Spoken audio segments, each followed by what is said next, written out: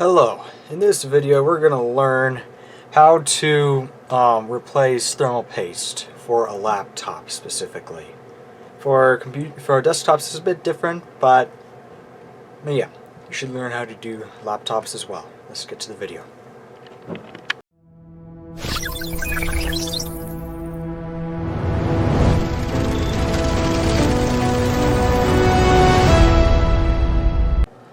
This laptop is a bit older. This is the Dell Latitude E5450 series.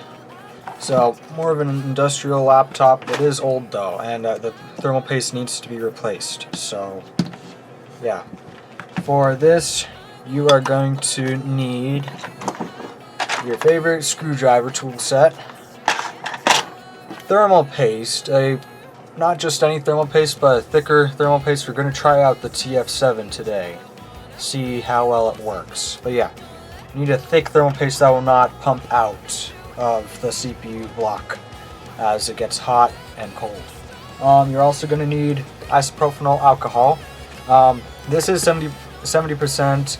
I would be preferable if it's 99%, but if you don't have 99%, just go with the highest percentage of isopropyl alcohol you have.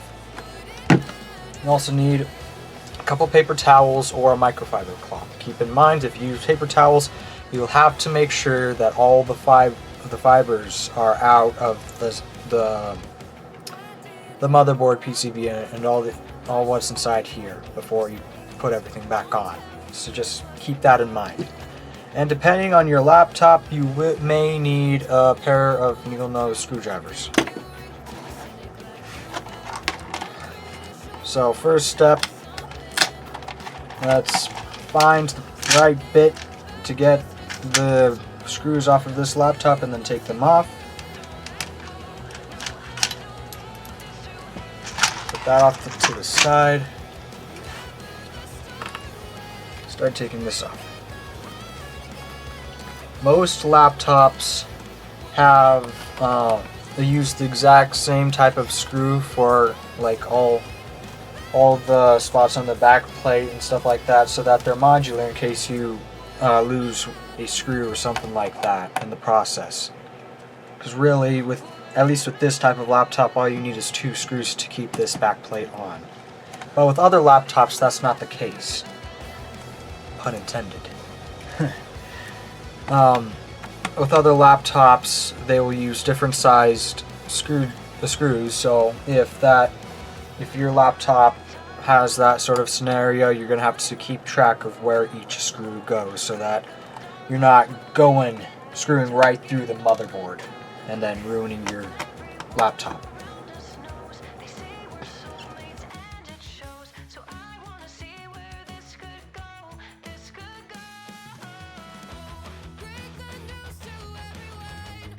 In case any of the big industries are watching, please keep using metal for the cases. They get heavy, sure, but they're so much stronger and so much more reliable. That's awesome. Like Dell for like the E6420 Latitude laptop. That is an awesome laptop with this tri-metal design. You should keep doing that if any of you big industries end up watching this. So we've got our RAM here, we've got our SSD for storage, we've got our battery here, internet antenna here. Oh, these are the antennas, but that's the chip. This is the motherboard here, and this is the fan and CPU are going to be taken out. I have not actually done this on this specific laptop before, so we're going to have to figure out how to get this mid plate off. So, okay.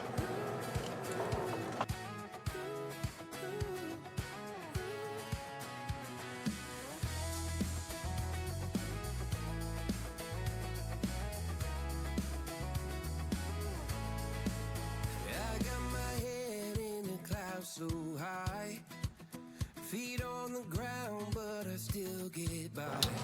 I'll come back. Okay, so this laptop is pretty goofy. Apparently, the motherboard is connected to this mid plate completely, and I do not know how to get into it without damaging something. So I wish I could replace the thermal paste on this, but I can't. But I will still teach you guys how to do it in case you ever need to do it with a laptop that I do know how to get into. But still, Dell, come on, I know you've got to keep up with all the new technology and stuff, but why put the motherboard on the mid plate? Come on. Jeez, this is even plastic too. Well, let's put this thing back together. Come on, Dell.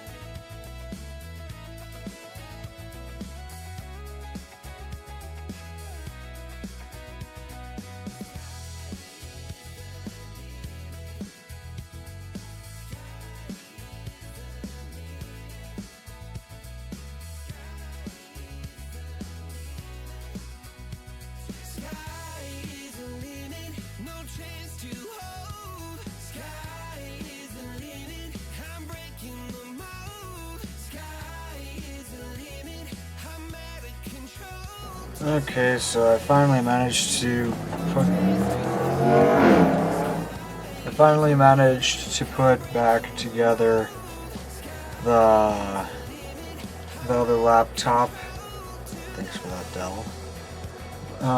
What you see here is an old, actually pretty old HP laptop that I had long while back. I used to use this one a lot, but now this one doesn't work anymore. So the RAM is missing, the Wi-Fi chip here is missing, the SSD is missing. I mean, it still works, but it's just not like very fast, but it'll still serve the purpose what I need to do here. So here's the fan for this laptop. Here's the CPU thing that we need to take off, so let's get to do that. Need a smaller bit for that.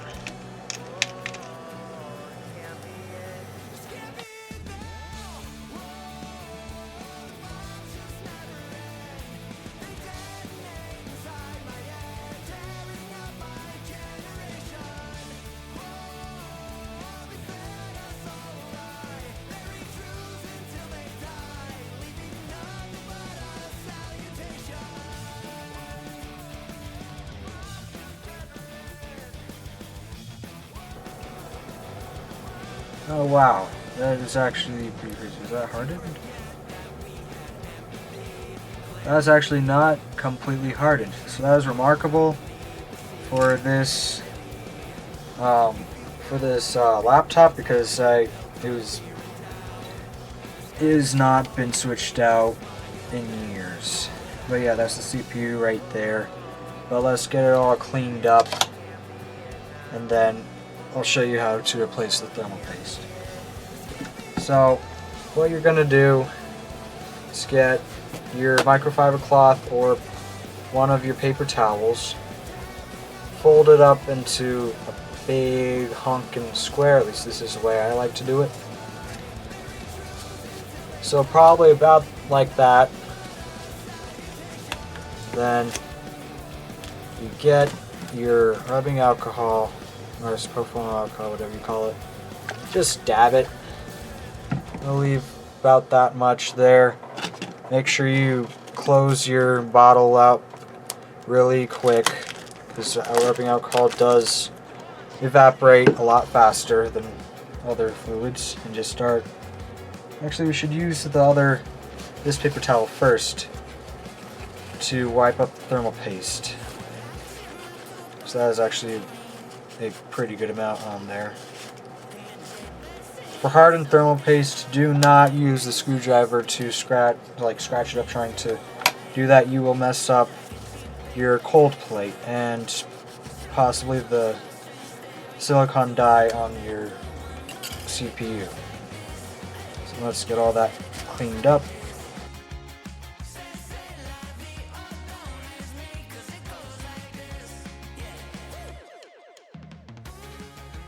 Okay, so now that most of this thermal paste is all gone, we can get our rubbing alcohol pad and just get the rust off.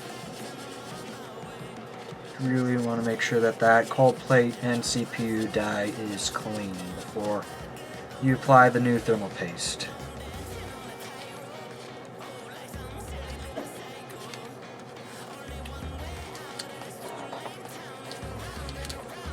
And I see that this CPU is like a soldered in or glued in, whatever.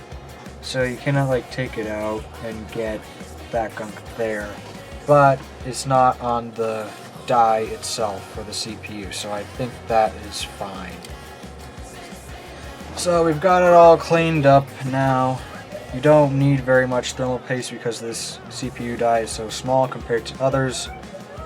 So we're gonna take our thermal paste and just put. We don't need to do any big fancy patterns like the X or the square or anything like that. All we got to do is just a little grain of rice on this size CPU. Really, that's all you need. You do not need that much. And if you put too much, that can cause problems. Quick tip: if you're not sure if you put enough thermal paste on your cold plate or your CPU, what you can do is put on your cover, screw it on,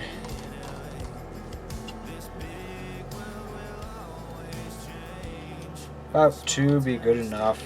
Puts on enough pressure for this quick trick. Then you would unscrew it.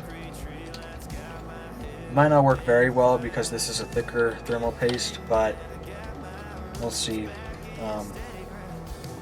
Take this off.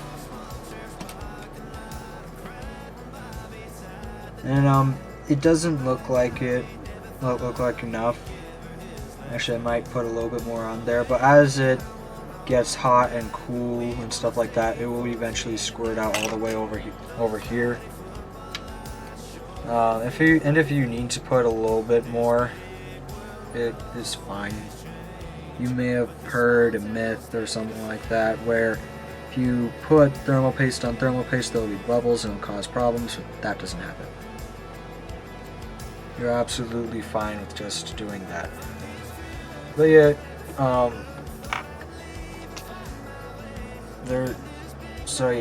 how you know that there's going to be enough thermal paste there is if it's covering the entire die or just about covering the entire die. But really, eyeballing it is enough. So yeah, let's get this back on.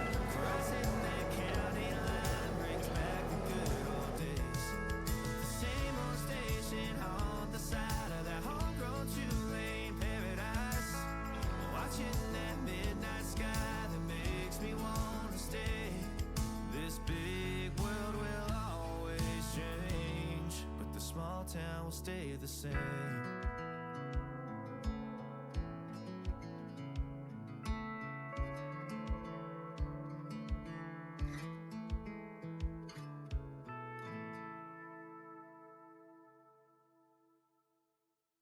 And there you have it. You do want to put your back plate and all that on after that. Screw everything on after the laptop. But what I showed you is the basic principles of putting thermal paste on there. And so, yeah, every laptop is slightly different, every model of laptop. So It's going to be probably slightly different for your laptop. Ugh. Excuse me. But yeah, this one is pretty easy in particular because it's one older laptop. Older laptops tend to be easier. I have no clue why some industries have decided to make it harder to get into your computer and stuff like that. Probably just trying to get your money for other stuff like stuff like that. But yeah, other than that, I know it is black outside, it is night, but I did have to pause in between the video, so it really doesn't take that long. Especially if you know your laptop, it can take like 5 to 10 minutes. You're just fine. But yeah, it's a good skill to know. You know what even better than that skill is? Liking and subscribing. Yeah. Make sure you like and subscribe to this channel.